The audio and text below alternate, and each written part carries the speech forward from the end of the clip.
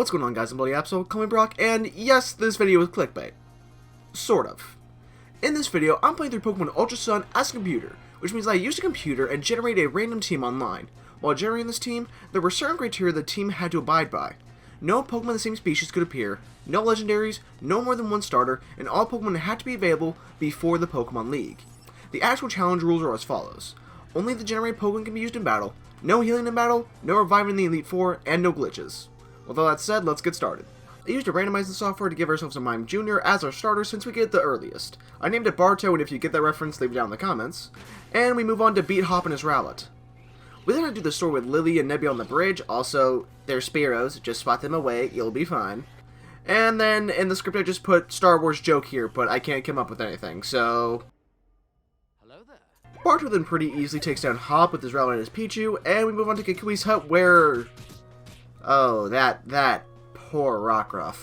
Kukui gives us the Pokedex, and we move on to the trainer school where we have so much trouble with this one kid's grammar. Confusion and Double Slap are the only moves we have that can actually deal damage, and Double Slap's not strong enough to do that, and Confusion can't affect this stupid grammar. So we have to grind up a lot to actually beat this little child. We end up finishing the trainer school, but we have to go right back to fighting some grunts. They're pretty easy, but we have to fight Ilima right afterwards, and... yeah, we get wrecked. The best way of actually beating him is evolving Mime Jr. into Mr. Mime, so that's exactly what I did, and he was dealt with pretty easily after that. We have to stop by this beach before we can actually go to the Verdant Cavern to start our first trial. The first totem we have to face is Gumshoes. I have Barto set up with Barrier while the totem uses Scary Face and calls for an ally. I set up with one more Barrier while they also use status moves, and Barto can start using Confusions after that. Once the attacks start to fly, Barto took both Pokemon down pretty easily. And once again, I just wrote Star Wars joke, and I can't think of anything, so, After the trial, we can catch our second team member, Sonomy the Rufflet, and if you want to know why I named it Sonomy, go follow me on TikTok, and once you actually figure out why I named it Sonomy, leave a comment in that specific video, and comment down below Pickle, that way I know you came from the YouTube video. We go chase Nebby through a meadow because it won't stay in the frickin' bag, and mop the floor with Hao again. We get back to Iki Town to face our first grand trial against Hala. I led with Sonomy to set up Workup. Machop uses Revenge and it does a lot of damage. Machop barely survives a wing attack and knocks out Sonomy afterward. Thankfully, Barto can come out and take down Machop. It doesn't take too much damage from Makuhita, but the little punching bag gets off a few sand attacks. Makuhita eventually faints, and out comes Crabrawler. It was an absolute pain to take out thanks to the sand attacks, but thanks to a few barriers, Barto could take every attack and then all that pummeling before knocking out Crabrawler. It was admittedly a terrible battle since I had a Flying type and a dual Psychic Fairy type against a team of Fighting types, but hopefully it's not a precursor to the rest of the run. Hopefully. We get the Titanium Z and get access to ride Pokemon. We then do some man-type surfing, side note, one of the most entertaining features in this entire game, don't tell me otherwise. And once we land on Kala Island, we can find a Mudbray and, okay, didn't want that one anyway. We can find this Mudbray named a Clip-Clop. We make our way through the route before fighting Hao in the Pianola Ranch. Sonomy takes a breakneck blitz, but knocks out Dartrix with Wing Attack. Clip-Clop knocks out Pikachu with Bulldoze, and Noivern gets taken down by Barto's Confusion. Clip-Clop then knocks out Eevee with a double kick, so it wasn't that hard of a battle. We then have a quick run-in with Gladion, and we have a battle with him too. Wing Attack from Sonomy knocks out Zorua disguised as Zubat, and Barto handles the actual Zubat. Clip-Clop and Typenote then have a sling match, but Stamina gives Clip-Clop the endurance to knock out Typenote with double kick. The next thing to do is take on the Brooklyn Hill trial and fight the Totem Araquanid. We do this against it several times since two of our Pokemon are pretty weak to water and bug types, but after grinding Sonomy to level 23, it can beat Araquanid and its ally, since it outspeeds and has super effective Aerial Ace now. By beating that trial, we get the Waterium Z, the Fishing Rod, and the Ride Lapras, so we head back to Melee for our fourth team member. We have to battle SOS Corsola for an hour, but we eventually find Marini, catch it, and call it Toxin. Back on Akala Island, we have to fight Dulce and Poipole with Barto, but Poison type versus Psychic type, you could probably guess how that went, and we run to Hapu and beat a few more grunts. After that's the Battle Royale and the Well Volcano trial, so we have to take on the Totem Marowak. It used to detect and dodge Toxin's Water Pulse, and it calls in a Salazzle. Though it has the type advantage, Toxin doesn't deal too much damage before getting knocked out. At least it did better than Sonomy, who got knocked out before dealing any damage at all. But Clip-Clop can come out to take shots and lives on a sliver before one-shotting Salazzle and doing a lot to the Totem with Bulldoze. Clip-Clop then faints next turn, but Barto can finish it off with Psybeam. Thanks to that one, we get the Fire Z, and we run into the Star Wars people and Colress for some reason. But after that, I noticed something. At some point, I got Pokerus. I don't know how I found Pokerus or when this happened, but I'm not upset about it. With that bit of good news, we go to Lush Jungle Trial and fight the Totem Lurantis. First is Toxin, who uses Toxic on the Totem, wow, a lot of T's there, and takes a Power Herb boosted Solar Blade. A Kickdown gets caught in while Lurantis is charging another Solar Blade, and I misclick and use Toxic Spikes. Achilles can knock out Toxic with Dizzy Punch, and I send in Clip Clop to act as a fodder for Solar Blade and add another turn to Toxic damage. Barto then comes down and takes another Solar Blade, because Kicleon set up Sunny Day. Since Barto could survive, it could set up Reflect and even live a Dizzy Punch. Barto then faints next turn, but everything up until now was planned. Someone then gets sent out, backed by a Reflect. Kicleon then takes a hit from Air Release and lands a Screech. The two of them use a Synthesis, but Toxic drops it back down to half health. The Kicleon gets taken out, but the Rantis heals the next turn, once more, and calls in a Comfey. Rantis then takes an Air Release and dies to Toxic. Then Comfey fades soon after, and I'm not gonna lie, I was pretty damn proud of that strategy. We get the Grass CMZ and start doing stuff at the lab with Burnett, and we see an Ultra Wormhole, which I could definitely make a very lewd joke here right now, but I'm just gonna leave that there. We then make our way through Digley's Tunnel and have a double battle with Hop against a few grunts, nothing to worry about there, and we get to Coney City. A little bit of story later and we fight Plumeria, but it wasn't too big of a deal, and we go to the Grand Trial to fight Olivia. Barto starts against Anorith by setting up Reflect and getting off a Charge Beam, before getting knocked out. Toxin is next and can take a couple hits before finishing Anorith with Water Pulse. When Olivia sends out the Leap, I try using the Toxic Finish Lock combo with Toxic's Merciless ability, but Little Leap uses Giga Drain and a full heal before Toxic can use Venice Shock. Toxic gets set up one more time, but the Leap only gets knocked down to half. Sonomy can finish the Leap, but takes an H power before it can do so. Oh, by the way, Sonomy has Sheer Force, and the fact that Stealing didn't kill was mildly, and I say mildly, infuriating. Anyway, Sonomy faints at Lycanroc, but Clip Clop can knock it out pretty easily with high horsepower. For beating her, we get the Rocky MZ, and what you looking at, Lily? Anyway, after that, we get taken to this floating island where our donkey can kick this space jellyfish in the face. That was a really fun sentence. We arrive in Molly City where I forgot to record a hop battle, and after training the Molly Garden, Clip Clop evolves into Mudsdale. We then meet up with Kukui and go and read. Yeah, not my style. So we go kick the crap out of some grunts who won't let us get on a bus. We then see this really cool cutscene with Kukui pointing out Motlon Aquila, and we meet Moline to get the Steelium Z. We have to find some charge up before actually doing the trial, but we find them nonetheless, and the trial starts. Something I should mention beforehand is that we don't have a very good team against Steel and Electric types, excluding Mudsdale. So here's how this fight went. Here's the first attempt. We had 3 Iron Head flinches, 1 Spiky Shield against a contact move, and a high horsepower miss, so Mudsdale didn't do squat, and the rest of the team got wrecked. The second attempt, 1 Spiky Shield against a contact move, a misclick and attack Skarmy with a ground move. Togedemaru protected again, but at least it gets damage done to it this time. But once again, everyone else gets railed. Third attempt, but a different strategy this time. I led with Barto, who can live in Iron Head barely thanks to Filter, and set up a Reflect. Skarmy gets called in, and Barto faints, and Clip Clop gets sent out. Togedemaru protects again against high horsepower, but gets hit by 1 next turn, while Skarmy sets up Torment. A few more turns go by, and Clip Clop stays standing thanks to stamina, and can knock out the totem. Skarmy takes out Clip Clop, but it gets whittled down by Toxin. That was one of the most annoying fights in this entire game, but we get the Electrium Z and head back to Malik Guardian with the mask that we have to pretend isn't Kukui's. This is a pretty stupid storyline, not gonna lie. After giving the mask back to Kukui, we run into Guzma, who we lose to. Like a lot.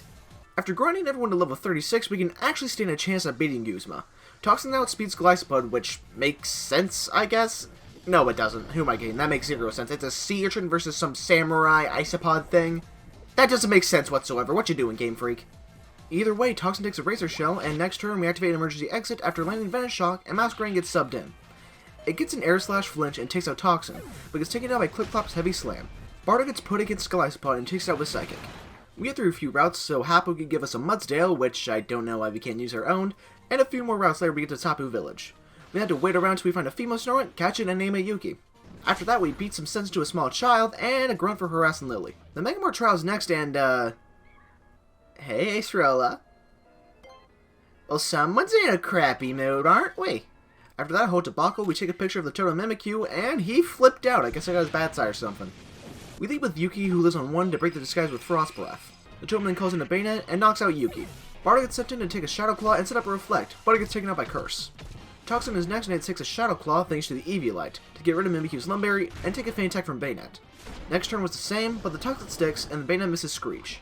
The Totem uses another Shadow Claw while it takes a hit from Venice Shock and the Bayonet misses Will-O-Wisp. Toxin falls the next turn and Sonomy takes a Play Rough in its place. However, it gets the Totem down to red with Steel Wing and it falls to Toxic. Bayonet then gets chipped down a few turns after. We then get the Ghostium Z and, wait. What the f*** is that?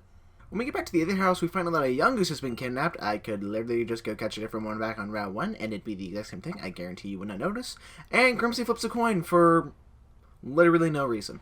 Afterward, we quite literally kick in the door of Po Town and fight Guzman one more time, and it was pretty similar to the last fight, so moving on.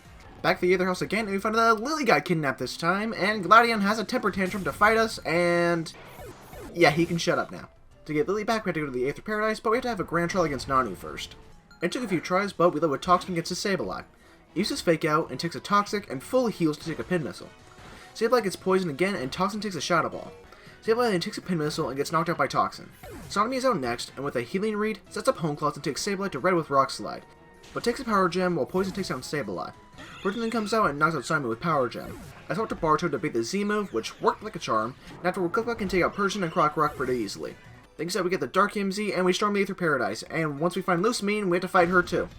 Toxin's out first against Glavel, and it takes a Psychic and fires off Sludge Bomb. Glavel then tries to take out Toxin with Moonblast, so it takes another Sludge Bomb before actually knocking out Marini. It then hits Clip Clop with Moonblast, but gets knocked out by Heavy Slam. Sonomy gets switched when Lilligan comes out, and it gets confused by Teeter Dance. However, Sonomy lands an Air Slash to take it down to yellow, but gets paralyzed. Lilligan gets knocked out the next turn, and Sonomy gets switched for Clip Clop to fight Lopunny. The two trade High Horse and Dizzy Punch, but Lopunny faints to Earthquake.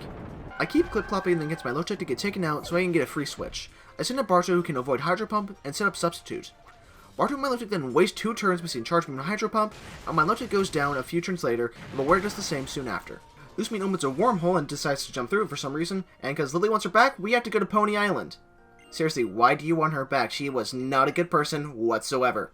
Next is some story junk with the Ruins of Life, Executor Island, and a gang of grunts, which we have to beat for some reason. And then we once again beat Dulce and his Poipole with Psychic. Afterward, we can actually enter Vast Pony Canyon and catch Tanner the Jangmo-O. Don't ask why I named it Tanner, I couldn't think of anything else. We get to the last trial site, and we get jumped by Totem Como-O. Barto starts by taking a Poison Jab and hitting Dazzling Game, which didn't deal as much damage thanks to the Rosely Berry.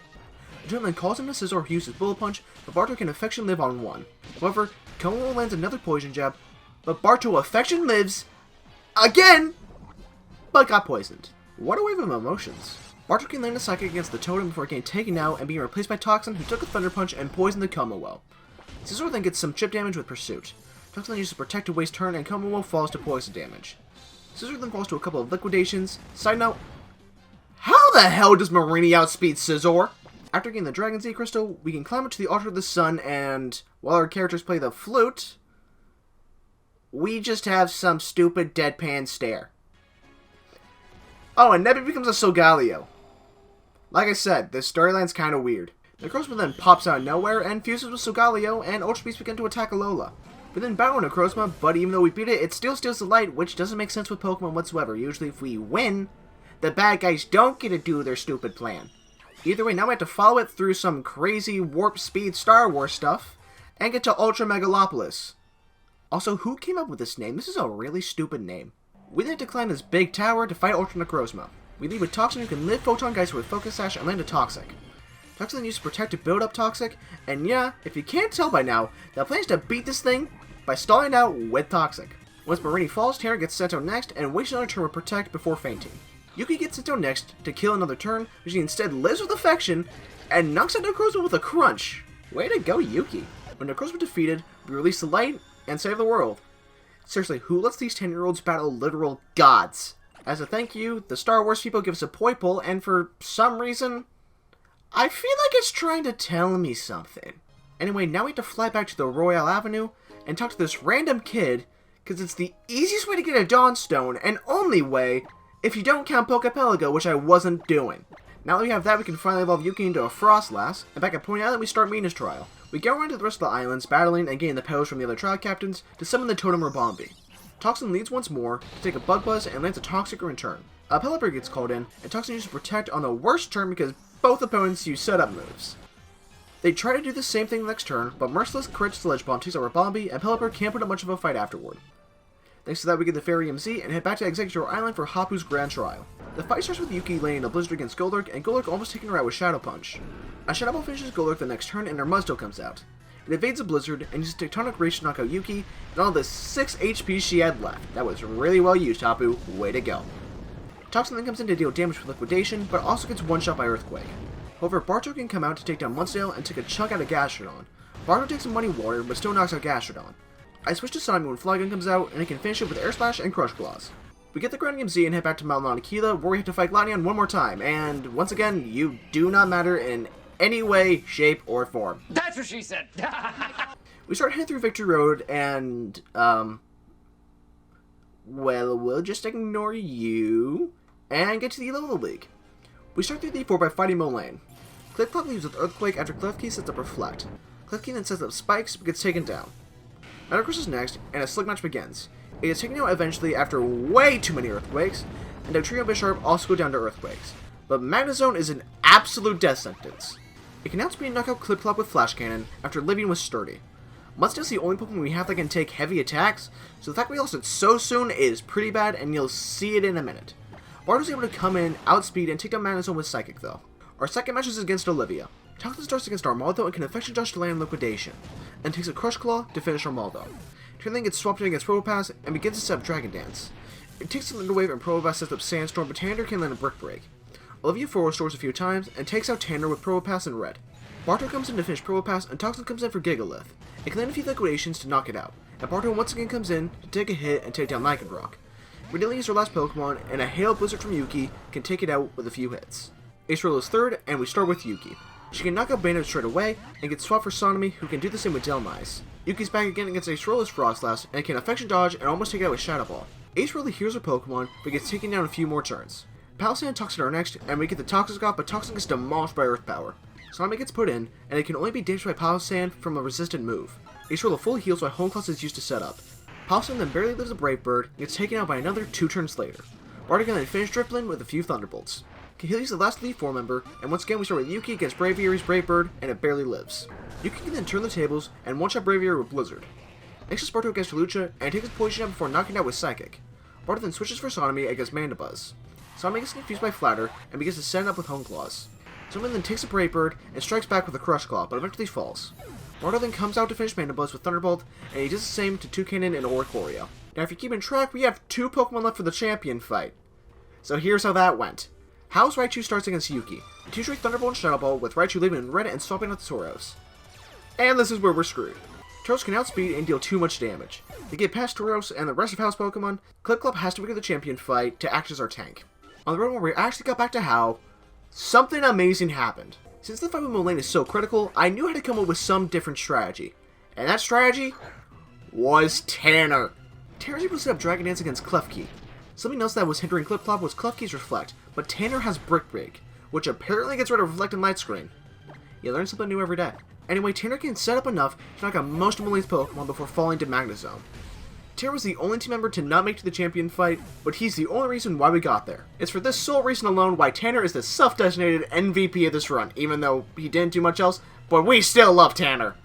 Things start against How, with Barto taking a Thunderbolt and one-shotting Raichu with Shadow Ball. Clip-Clop gets swapped in against Tauros, and can Affection Dodge and land an Earthquake. Clip-Clop's Quick Claw then pops, and Tauros gets knocked out by Superpower. Barto comes out again to take Vaporeon, and can paralyze it with Thunderbolt. How then heals a few times, and Vaporeon gets knocked out by another Thunderbolt. Sonomy sometimes against a Decidueye, and takes a Smackdown before one-shotting a Decidueye with Brave Bird and fainting from Recoil. Clip-Clop then comes out to get another Quick Claw Rock Slide against Noivern. Clip-Clop then Affection Dodges Super Fang to get another Quick Claw Rock Slide. I can admit that was complete BS, but hey, I'm not complaining. Crabominable is How's last Pokemon, and it gets one-shot by Barto Psychic, making the first champion of Alola a computer. I can admit that this video was a lot of clickbait, but I still had a lot of fun with it. It was interesting trying to come up with different strategies to make our weaker, unevolved Pokemon more useful, like taking advantage of Sonomy's Sheer Force and Toxin's Merciless. Not to mention that our evolved Pokemon aren't exactly my first picks for a normal team, so it was fun using Pokemon I don't normally use. And what would this video wrap-up be if I didn't mention the true king of this challenge, Tanner? I'll be honest, Tanner was more or less the death fodder since it wasn't as tanky as Toxin or hit as hard as Sonomy, but Tanner grew on me for some seemingly unknown reason, so I'm glad he had a moment of glory when getting back to the champion fight. Regardless, I hope you guys still enjoyed this clickbaity video. Please like, subscribe, and comment down below about what you thought of this idea. And on that note guys, I'm BloodyAbsol, and I'll catch you guys in the next video. Peace.